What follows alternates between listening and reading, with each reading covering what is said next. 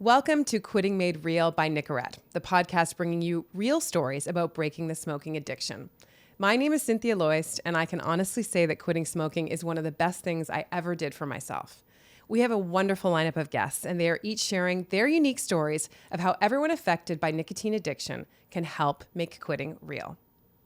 So you'll likely recognize Ryan Belleville from his role on Working Moms or After Hours with Ryan Belleville, as well as his hilarious stand-up routines. His complicated relationship with smoking led to a transformative quit moment. For more on this, Ryan joins us now. Ryan, I remember meeting you at a comedy bar years ago. We were both smokers at the time. Yes. Heavy smokers in smoke-filled clubs. And I just want to know, I'm always curious about, when did you start? What was going on in your life that made you pick up that habit? Well, first of all, everybody was a smoker back then, like doctors, musicians, comedians, but everybody smoked. But I started smoking when I was a kid. I want to say around 13, Come on. 14 maybe. Really? Yeah. Did you have a smoker in your family? My mother smoked. My dad secretly smoked for a long time. He's cheating. He was cheating. Yeah. He was cheating on his lungs with some sort of brand of cigarette. He smoked the long ones for a long time. Okay. I don't know why. And I can't remember if I stole one from them. I'm sure that's where I got it, or from a friend, and you just gave it a try. Yeah. But then in Alberta, every kid smoked. It was just either smoked or you dipped or you were a nerd. Was there a moment when, because for me, when I started smoking, there was a long time when I could sort of take it or leave it. So I didn't really understand what the fuss was all about when my parents were like, oh my God, we can't believe you started smoking. I was like, whatever. But then it took me a bit, and then all of a sudden I was like, oh, shoot, I am hooked. Was there a moment you realized you were hooked? Yeah, it's the same thing. You just sort of start smoking. Usually if you're smoking when you're a kid, or even for a lot of adults, it's the social thing, right? Because everyone's doing it. You want to fit in. Yeah. So you go and you smoke cigarettes. I remember smoking rolling tobacco with my buddies because somebody scored it. We all smoked all night, and 3 of us were vomiting. Oh. So it was like a terrible experience, but you go back to it because it's sort of this social thing. And then somewhere in my teen years, I just remember going, I don't have access to cigarettes and I need a cigarette. So it's like you start searching through the house, and that was the first time I'm like, uh-oh. I know. It's got its hooks in me. There is something about the way that our generation was almost primed. It's kind of terrible. I mean, it's very terrible. There were the candy cigarettes too that Sure. it was just sort of almost like a lot of us were destined for that. And, I think in particular circles, like you were mentioning, the smoky club, I remember that being so synonymous. It was like you went out, whether it was to a bar, smoke-filled, comedy bars especially. So they kind of go hand in hand. So do you think it in a way shaped your style of comedy at all? Like, were you up there with a cigarette in your act? I would occasionally smoke on stage if it was certain environments. Like I remember being in Florida, which was one of the last places you could smoke because it's an aging population. And back in 2007, there's still people who are like, I'm never going to quit smoking until they died. And, but I would smoke occasionally on stage at the Late Show. But generally speaking, you got enough smoke just from the audience. Like you'd go to the Rivoli to do a show and you'd go home and you would stink. Oh, for days. I remember smelling my hair afterwards, and just my coat, everything was just reeked of cigarette smoke. It was disgusting. And I find that almost the craziest thing isn't how much you stunk. It's how you were okay with, you didn't really mind it. Was there a defining moment where you were kind of like, okay, I got to get this monkey off my back. Like I got to do something about this. Or did it sort of just become a kind of pressing concern? I think it's pretty gradual. The problem with youth is you think you're invincible. Yep. And B, you are kind of invincible, right? Your body bounces back faster. Your body bounces back, so you don't really feel it. But then you start getting into your 30s and you're wheezier and you can't do it. The biggest things for me were my kids. Like when my kids came around, I'm like, well, I want to be around longer for my kids. I don't want them to, have a smoker in their family and want to smoke themselves. And then I also got really into martial arts at one point, and I was wheezing on the mat. And I'm like, this isn't good. People are trying, it's jujitsu, so people are trying to strangle you. Yes. And I can barely breathe. And you're like, I can't fight this person off who's trying to strangle me. And it's all because I'm smoking. Yeah. And so that was a great motivator as well. You mentioned you're a dad now. You're a dad of 2 kids, age 9 and 14. Right. Like, talk about how that responsibility made you rethink the way, like, your relationship to smoking and quitting. Well, I'm a modern parent, right? So I don't want to smoke in front of my kid, unlike back in the day when people would change a diaper and have like a ash this long hanging off of it. Yeah, kids, I don't want my kids to smoke, and I wanted to be healthy for them. You know, you want to be able to run around. I mean, you get to a certain age, you see parents, and there's parents who are active and they're in the game, and there's other ones who can't do it. Like they just kind of sit and go, I'll watch you play. And I don't want to be I'll watch you play parent. I want to play with my kids and take my kids to baseball and do things, and not go to my son's orchestra and in the back of my brain be thinking, when can I sneak out and go have a cigarette of like the school concert, which means you're going to have to walk like 3 blocks away from the school just to smoke a cigarette. It's crazy. It's crazy. Yeah, I want to be present for their lives, and I want to be around longer. Mm-hmm. It's funny. People always say, oh, if I see old people smoke. Like there's some old people who smoke. Like I had a great aunt who like smoked till she was 99. And you want to say, you know why they seem like outliers, why you notice them, is because all the other smokers their age are dead. Right? Like they are all gone. There's always going to be an outlier who's made it to 99, but there's a lot who didn't. That's right. That's correct. Mm-hmm. Do you talk? I guess did you quit before did you quit? I quit before. So I had 2 sort of things. Like I basically quit when I was around 25 because I started dating my now life partner. Right. And he was a non-smoker. And I thought, okay, it was creeping up on me. I kept seeing it in my journal as a thing that I woke up thinking about, like, oh, I got to quit this thing. But then I would forget about it during the day. So eventually I was just like, I got to try to do this because I knew how gross it was. Yeah. And then I will say that I briefly picked it up again. I thought I could be a casual smoker. I thought, oh, how European. Could I be a casual smoker?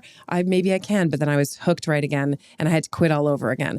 Both times I used a combination of the patch and Nicorette and breath work to kind of get me through. Mm-hmm. But they were challenging. Like, so what helped you kind of get through? Because those nicotine cravings can be intense. Right. There's I've done kind of the whole gamut of things. I've done the Nicorettes, I've done the patch. I've done just cold turkey where I do like the cognitive books and things like that.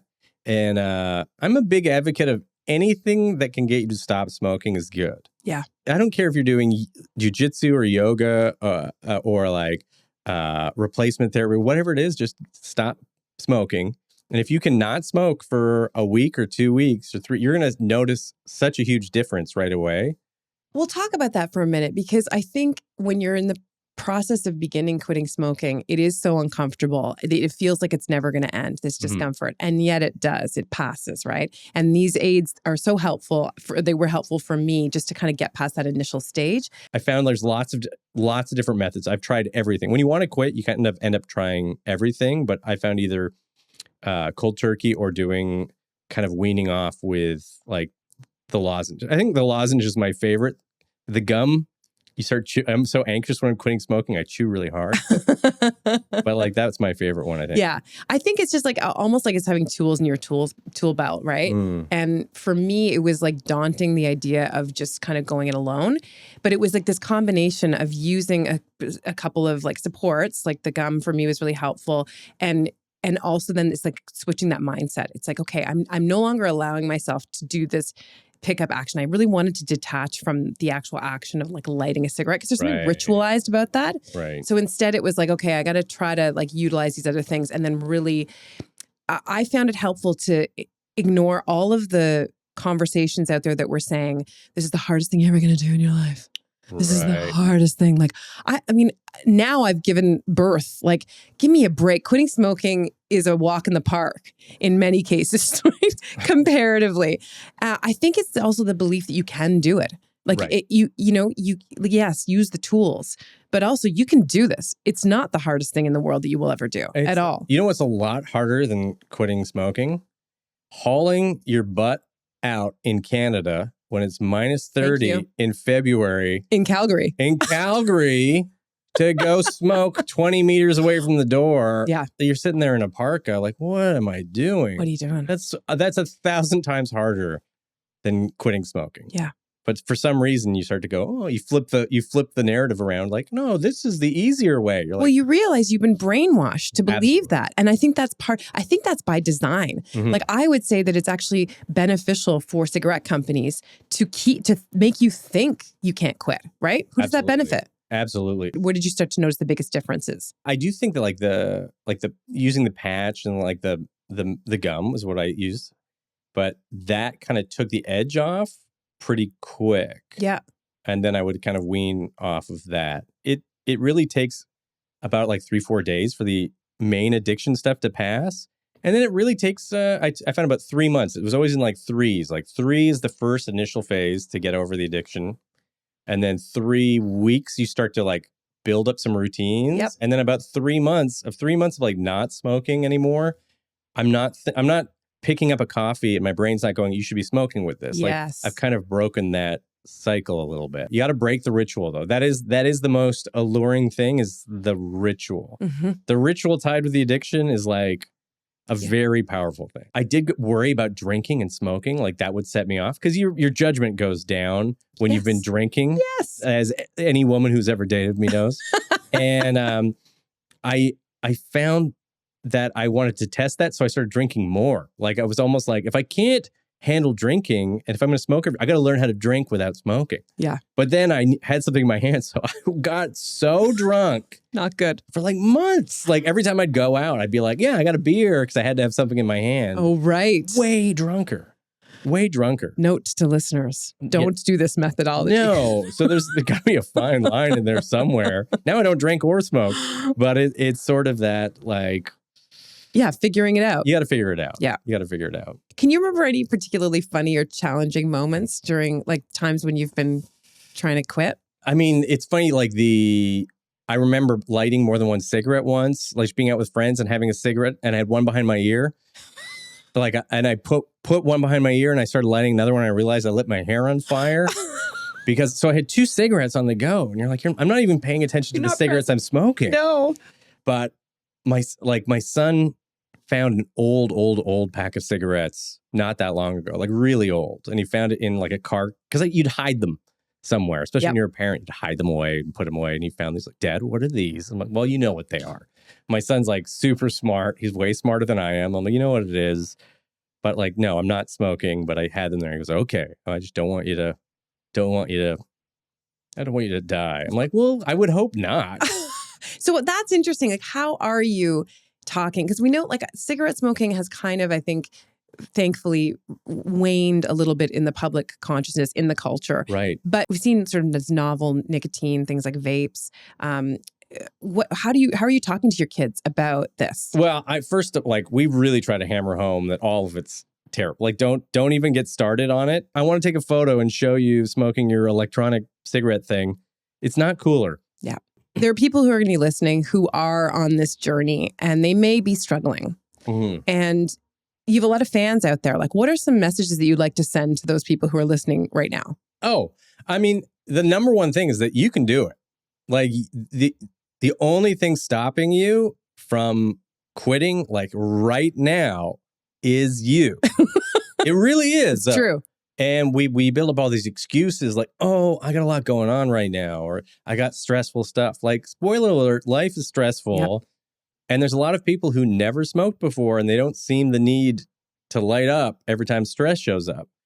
So I realized that actually it was the cigarettes that were making me more stressed out. And that took a long time because I always thought, I was like, there's no way I can't have this break in my day to like detach from a stressful conversation at work or, you know, an argument with someone. And then I was like, oh, that was a huge wake up call for me when I realized part of the thing that was stressing me out was the cigarette, that it was making me less able to handle stress. And I do think less so now. Like back in the day, it was a social thing. You know, you would sit down and smoke at a table, but then you have to go outside to smoke. Yeah. So maybe your friend goes outside to smoke, or somebody you like, or somebody you're romantically interested in. You're like, I'm going to go outside and smoke so I can be around them and have an excuse. And it's good to learn how to talk to people without. You don't need something. You don't need a prop. No, you don't need a prop. You don't need a prop. You can just like make eye contact and talk about a few common things, and you'll be surprised. You can have a conversation without this highly addictive, toxic thing in your hand. You mentioned that you were recently at a comedy festival and you had one. Yeah. Talk about what did that feel like? What was that experience like? And how do you worry at all that like it suddenly gets its hooks back into you? I was like at the comedy festival, and there's that kind of thing. I want to go out and do something. I don't know. I'd done a bunch of shows. There's a high from doing shows in front of 1,000 people, and the crowds are great. So it's like, that old programming, like, maybe I'll go have a cigarette. And I just went and had a cigarette with another comic. And I was like, oh, it just tasted terrible. It was, if anything, it was a reminder like of how kind of gross it is. Yeah. How much I don't like it. And then I was done with it. If you could write a letter, what would the letter say to your former smoking self? Dear Ryan, it starts with. Dear Ryan, like, you can do this. You could do this. I wouldn't throw any shame at Ryan. You can change and you can do it, and go for it. And I guarantee you, from future you, life is better on the other side.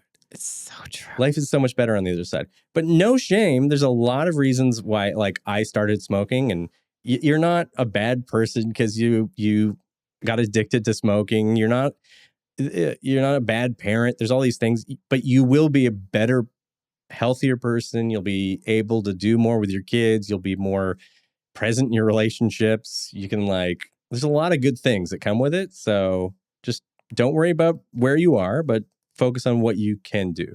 I love that. Yeah. Put that on a bumper sticker. So good. Can we make bumper stickers here? I think we can. Okay. It might be a bit long. Yeah. But good. Ryan, thank you so much for sharing your journey with us. And I want to thank you for listening to the Quitting Made Real podcast by Nicorette. And if you're thinking about quitting, remember, it is never too late to make quitting real.